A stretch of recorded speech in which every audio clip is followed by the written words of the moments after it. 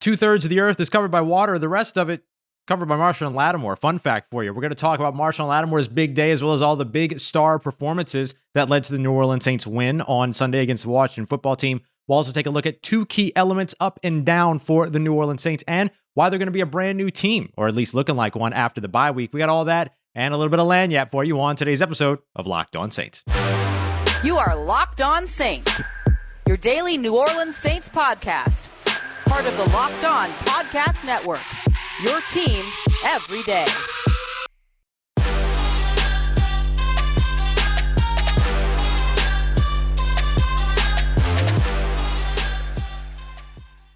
What is good, Who Dat Nation and Who Dat family? Welcome into this Victory Monday episode of Locked On Saints, your daily podcast covering the New Orleans Saints. Part of Locked On Podcast Network, your team every day. Thanks as always for making us your first listen here on the show. I'm your host, Ross Jackson, at Ross Jackson Nola on Twitter, Canal Street Chronicles, Locked On NFL, and here with you every single Monday through Friday on Locked On Saints. New Orleans Saints get the much-needed victory that they needed to improve themselves to 3-2 ahead of the bye with a 33-22 victory in Landover, Maryland against the Washington football team. Let's talk about how they got that W because it comes down to the stars of this game, Marshon Lattimore, Jameis Winston, as well as some other players around the offense, and of course, punter Blake Gillikin, who had a phenomenal day. But let's start off with Marshon Lattimore, who I think was the best player on the field, period, when it comes to this game. Not just for the Saints, but for the Washington football team as well. This dude was absolutely insane. He only had one tackle in this game, but it's because he was busy not letting any passes get completed going his way. He had the one big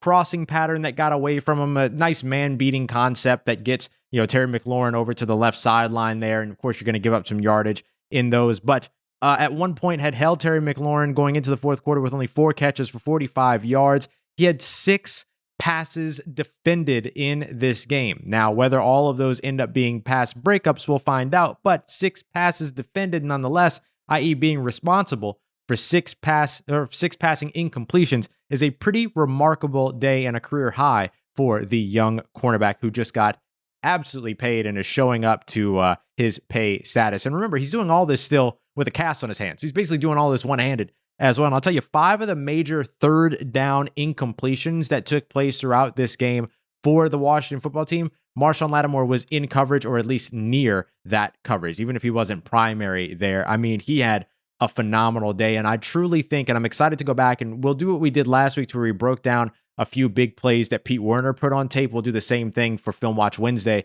where we'll break down a couple of plays from Marshon Lattimore's day because I think Marshon Lattimore legitimately, now I'm young, but I think that Marshon Lattimore legitimately put together one of the best days by a cornerback I've seen in the modern football era. And again, I'm young, so there might be some things that I haven't seen and stuff like that, but my goodness, was he remarkable. And I'm really, really, really looking forward to going back through, but he absolutely deserves sort of the defensive MVP of this game. And over on the offensive side, Jameis Winston in this game started off rough. He threw the interception. Andrus Peat, in the midst of sort of getting pushed back, stepped on Jameis's foot as he was letting the ball go, but Jameis still taking full responsibility for it, saying he should have put some more oomph in that pass because if he would have gotten that to Taysom Hill, instead of it being underthrown and picked off by the Washington football team linebacker there, that could have been a really big gain, maybe even some points on the board for the New Orleans Saints. So he took a lot of responsibility for that. He also got stripped in 1 sack by Chase Young. Chase Young's first sack of the season coming against the New Orleans Saints,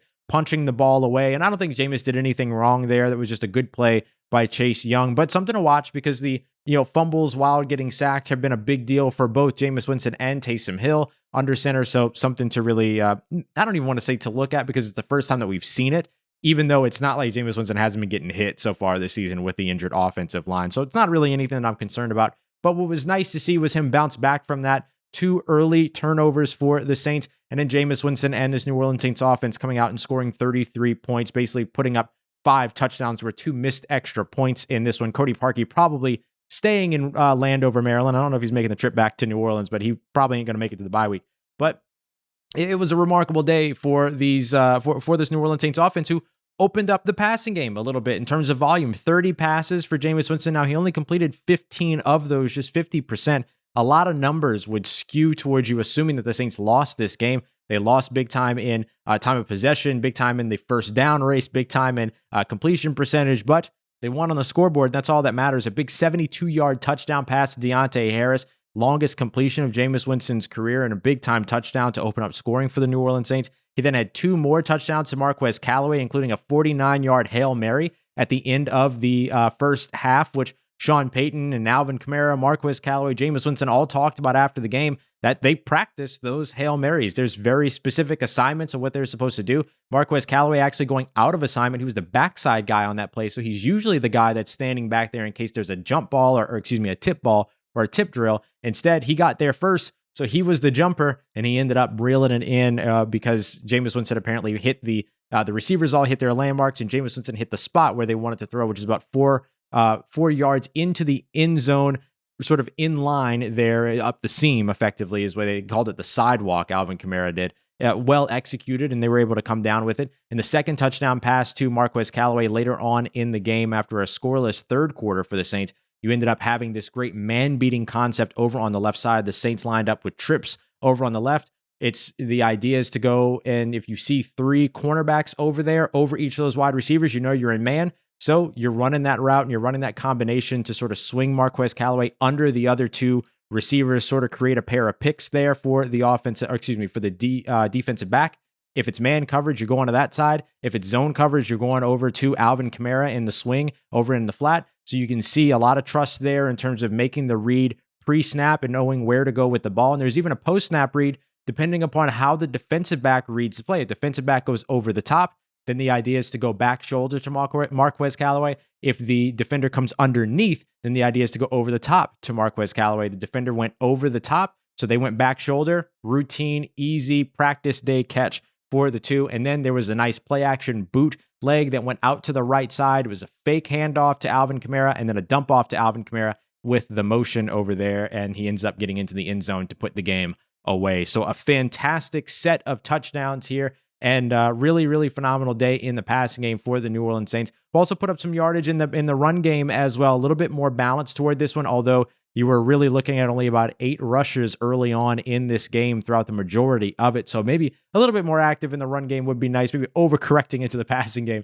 a bit much. But hey, you get away with the win here nonetheless. And then Blake Gillikin is a big reason for that. In a day around the NFL where kickers were not good. I mean, you saw 5 straight missed field goals in the Bengals and Packers game that went down to the wire there in overtime. You saw 11 missed extra points, 2 of which by Cody Parkey of the New Orleans Saints all across the NFL today. But Blake Gillikin not filing himself under those kickers. He's over here worried about his punter responsibilities. 5 punts, 53.6 yards per punt, 3 of which inside the 5 with a long of 60. Had a 60-yard punt go out of bounds at the 1-yard line, a 60-yard coffin corner punt. Just an incredible, incredible performance by the young punter who was iced, sort of kept on ice and hidden away all of last year. He got himself a game ball, according to Coach Sean Payton. So those 3 players, a big reason for the New Orleans Saints coming out with a win here. And then, of course, all those other players we talked about, Deontay Harris, who had the big touchdown, Marquez Callaway, Alvin Kamara, each with 2 touchdowns.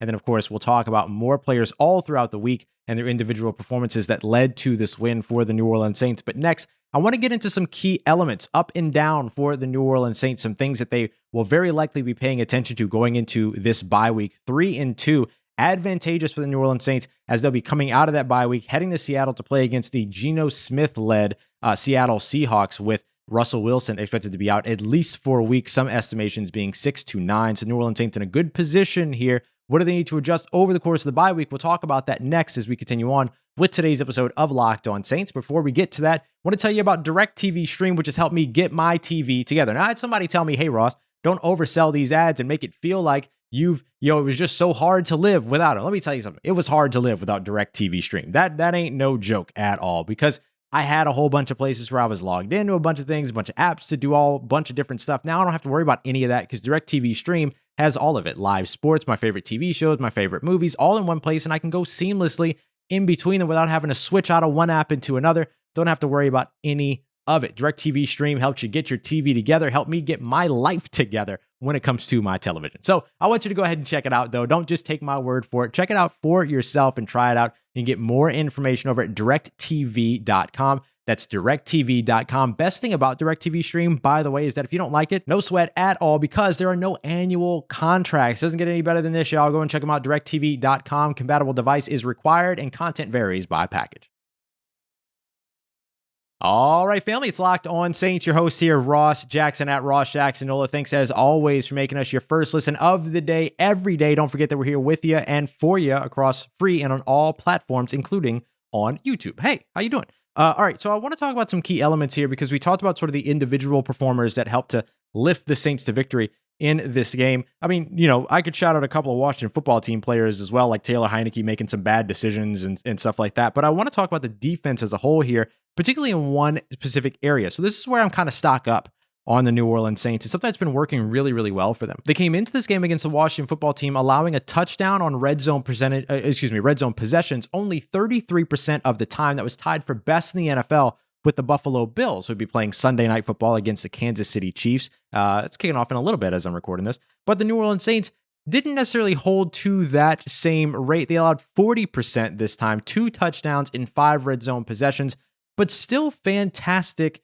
defense in the red zone for the Saints, but they struggled against that big time last year. They finished 28th in the NFL last year with over 56%. I think it might have actually been over 60% last year in terms of allowing touchdowns on red zone possessions. And they struggled quite a bit with it early on in the season. I remember that there was a point where they were something like 11 touchdowns allowed out of 12 red zone possessions through the first couple of weeks. It was a big time deal for that defense, and they have gotten so much better in that situation, including a healthy amount of takeaways in the red zone. Paulson Adebo has 2 on his own this season. He got another interception today against the Washington football team on the 1-yard line. That's his second red zone interception and his second career interception so far in a game where he actually ended up getting kind of swapped out with Bradley Roby. The broadcast talked about Bradley Roby picking up a bigger role over the next couple of weeks. And, you know, David Onyemata. Paulson Adebo said, nope, don't forget about me here. And it ended up picking off that pass. It was absolutely served on a platter to him, by the way, by Taylor Heinicke. Terrible, terrible pass and a terrible decision to throw that pass. So Paulson Adebo gets the interception at the goal line, but the Saints also force a bunch of field goals over touchdowns while in the red zone. If the red zone field goals were touchdowns, then this game would have been 33-30. And then had the interception that Paulson Adebo had in the red zone not been intercepted, and that would have led to points, that would have either meant a tie game or the Washington football team ahead 37-33 by the end of this. So the red zone defense was such a huge and enormous part of this New Orleans Saints win, and they did a very good job clamping up as the offense continued to get into striking distance. And that happened early and often against this defense because of those early turnovers, early 2 first red zone possessions there, but the Saints only allowing 6 points out of that. So they did a really, really good job there, and that was a huge, huge part of their success in this game. Next, I want to get to kind of where I'm stocked down on the New Orleans Saints a little bit, something you want to see them address over the course of the offseason. Third quarter offense has not been great for the New Orleans Saints. Now, let's be fair. They've only possessed the ball out of the half in terms of receiving the second half kickoff 2 out of these 5 games. So that probably has something to do with it. But the Saints have been outsnapped so far going into this game, 63 of 47 plays in the third quarter over the course of the first 5 games. This game, no different, outsnapped 10 plays to 21 plays. So that means that they're at now 84 to 57 in terms of being outsnapped in the third quarter. And it doesn't stop there. The Saints also, at this point, they've possessed the ball the least amount in the third quarter so far when it comes to their first, second, third, and fourth quarter splits. And then their passer rating is at the lowest so far, just over 79 in the third quarter, which is the lowest quarter in their splits for passer ratings. And this game, no different, 39.3 passer rating by Jameis Winston in the third quarter against the Washington football team, and then only had 10 plays for 3 minutes and 12 seconds against the Washington football team, which means the Washington football team had the time of possession won in the third quarter, 11 minutes and 48 minutes. That is a huge discrepancy between those two, and this can become a little bit of an issue. Now, the New Orleans Saints defense, in part with the red zone defense that we just talked about, only allowed 3 points in the third quarter, so good for the New Orleans Saints there, but that could have been that's not always going to be the case, right? The defense is not always going to be able to hold off all those points when you're giving them all of those plays and all of that possession time in the third quarter. So the Saints very much looking to get better in the third quarter. And I do think that some of the players returning will help them do that, because you can script some of those plays coming into the third quarter with your first possession, whether you're getting it from the kickoff or you're getting it leading into your next possession. If you get a defensive stop, or you even get the kickoff after a score, whatever it might be, with that first possession in the third quarter, you can script those just like you would at the beginning of a game. So when you have players like Michael Thomas and Tre'Quan Smith in your offensive line all back, that should allow you to be a little bit more comfortable in getting that done. And that's exactly where we're going to go next, because I want to talk about these injuries, because the New Orleans Saints have the ability to be an entirely new team by the time that they arrive in Seattle. And of course, the next couple of weeks over the course of that, or following the bye week. So let's talk about exactly who those players are and what it means to the New Orleans Saints as we continue on and wrap up this Victory Monday episode of Locked On Saints. Before we do that, I want to talk to you about our friends over at Built Bar, BuiltBar.com, the best tasting protein bar on the market. Apple Almond Crisp is a limited edition flavor that is back, as well as Strawberry Puff, if you like the marshmallow puff bars, and the absolute best Built Bar that's out there, outside of my favorite being Mint Brownie. The other one, Churro Puff. It's like a cinnamon sugar marshmallow covered in 100% chocolate. There's just nothing better than all that. Think s'mores, but with protein, with high protein. I mean, it's fantastic. So go and check them out. 17, 18 grams of protein, 4 or 5 grams of sugar, net carbs, 130, 180 calories. You just can't beat this, y'all. It's fantastic flavor, the protein that you need without all of the sugar and all the things that are going to drag you down throughout the day. And it just tastes fantastic. Does not taste like, you're eating cardboard or whatever these other, protein bars might taste like. So go and check them out over at BuiltBar.com. Don't forget to use the promo code LOCKED15, LOCKED15, so you can get 15% off of your next order over at BuiltBar.com. Let's get it, Who Dat Nation, wrapping up today's episode of Locked On Saints with a quick look at how this New Orleans Saints team is going to be completely different by the time that they come back from their bye week. So the New Orleans Saints not back in action until week 7 as they travel to Seattle. That game will be on October 25th. It's a Monday Night Football game there. And there's no Russell Wilson there. It's going to be Geno Smith led. The Seattle defense has been absolutely atrocious so far this season. So the Saints do have the opportunity to go there and pull off a win. But a big part of it is going to come down to their health. Just how healthy are they? Well, in this game against the Washington football team, they piled on some additional injuries. They had Deontay Harris end up leaving this game with a hamstring injury. Both Taysom Hill ended up being ruled out of this game as well after taking a brutal shot to the head. There was a photo of him leaving the team facility, or leaving the, wherever it was that he was leaving. They caught a photo of him as he was getting out of there, but he looked, in good spirits. He was walking, he was sitting upright on the cart as they brought him off and everything, but it just looked really not great. And I know that the idea of the NFL, what they love to say is that they're trying to get those hits out of football, but it's going to be really hard to do that, as we've seen, as they have not, in fact, gotten those hits out of football. So whatever. But either way, Taysom Hill looks to be doing okay, so we hope that he is all right, because that was a bit of a scary shot. But he was also a big part of this New Orleans Saints game plan. Remember, the Washington football team struggled mightily against Cordero Patterson, who lined up all around the offense for the Atlanta Falcons last week in their game against the Washington football team last week. Taysom Hill was sort of being used the same way. He had already had a couple of receptions, or a couple of targets, but a reception from out wide. He had been targeted in the slot. So many of all of those things. So look, it stunk to lose Taysom Hill in this game when he was such a huge part of the game plan, but hopefully, again, he's well and able to get back as soon as possible. Dwayne Washington also went out with an injury in this one, and Andrus Peat was also sidelined for a little while, but ended up making his way back to the game. But when it comes to the Saints, even getting those pieces back with the 2 weeks here in between games, although helpful, doesn't really change the complexity of the complexion rather of what we've seen so far this season. It's the other injuries that could potentially be coming back after this bye week. Listen to this list of players that can return, that will be eligible to return, either already are or will be eligible by the time that they get to Seattle. Wide receiver Michael Thomas, he will have served all 6 games that he needed to be out on the physically unable to perform list. 6 weeks. The bye week does count towards that, so he'll be eligible to come back against Seattle. So too will Tre'Quan Smith, linebacker Kwon Alexander, cornerback Ken Crawley, defensive end Marcus Davenport, kicker Wil Lutz. You can't get him back soon enough. And then tight end Nick Vanette. And then 1 week after that, going into the week 8 matchup on Halloween up against the Tampa Bay Buccaneers in New Orleans, David Onyemata will be eligible to come back as well. So this New Orleans Saints team has the ability to be the best that it has been so far this season in the weeks coming out of the bye week. Now, I don't expect everything to click right away in Seattle, even if you get the majority of those pieces back, right? And that includes guys like Taysom Hill and Deontay Harris, who have both played large roles in wins against Seattle in recent years. It's not just about all of them coming back. It's about them getting into rhythm and all of that too. So it might take a little bit of time. But either way, this New Orleans Saints team has not yet been the best that it can be. And we're finally to that bye week, that area of the calendar that we kept pointing to and saying,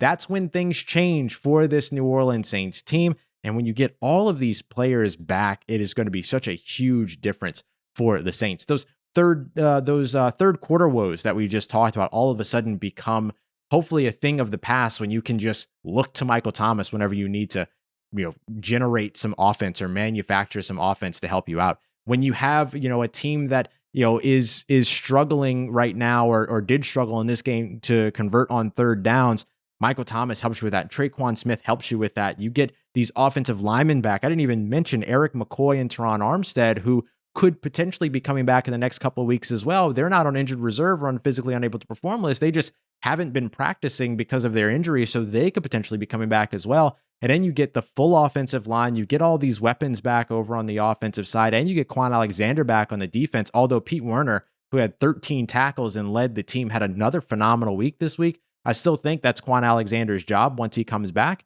but I think you're going to see a lot more of these other linebackers all over the place that give you a ton of energy on this defensive side. So I think that this New Orleans Saints team did exactly what it needed to do today in their win on Sunday against the Washington football team to set themselves up for the best possible scenario moving forward beyond the bye week. So we'll see how quickly players like Taysom Hill, Dwayne Washington, and Deontay Harris are able to make their way back after being injured today. But then we'll also be keeping a close eye on this other long list of players that could potentially be making their return in the weeks coming after the bye week. This bye week I thought was going to be too early for the New Orleans Saints when we first saw it on the schedule. Now it's just in time. All right, y'all, so much more to talk through in this win for the New Orleans Saints. We'll continue to break it down tomorrow. We'll get into the numbers, more individual performances. Want to talk a little bit more about the offensive line, the defensive line, and so much more in this game that we didn't get to today. So make sure you come back for that tomorrow. We'll also break it down further and film watch Wednesday, and then